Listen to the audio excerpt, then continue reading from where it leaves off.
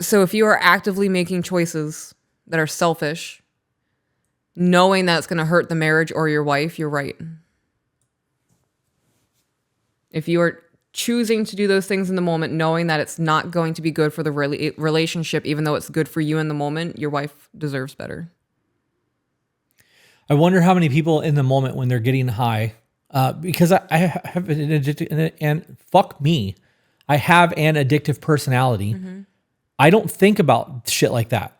Like when I'm buying on Amazon, I know in the back of my head how much money we have. I'm not worried about like that becoming a problem. Or if I want to get drunk, like if I'm craving that high or that rush, you're not thinking about other people. That book, Dopamine Nation, is the name of the book. That book also talked about somebody who had a wife that locked their booze up in a filing cabinet. And he was able to open the drawer enough to see that the bottle was there. And he went to his toolbox to try to like shimmy the lock and get it open. Instead, he found a pair of needle nose pliers, popped the cork off of it, put a straw in that bitch and drank out of the filing cabinet. Oh my gosh. And all of that, he wasn't thinking about his wife. He was just thinking about getting to the alcohol. Getting into the alcohol. Right. So like at that point, you have to understand if you're with somebody who has an addiction that in the moment, it's not about you. We've said this for years now. It's not about you. When people are doing foul shit or they're doing something that you don't like, they're doing it for them. Mm-hmm.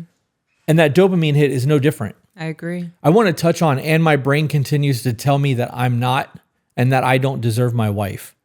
That is a self-fulfilling prophecy. Yeah. You keep telling yourself that shit enough, it's going to become true. You keep speaking that into existence, bro. And when you leave your wife, you'll be like, well, I didn't deserve her anyways. Right. Fuck that. It's also easier to fall into patterns that are self-destructive to continue telling yourself that than to grow. Yeah. It's easier to be a victim. Right. Yeah. Change is hard.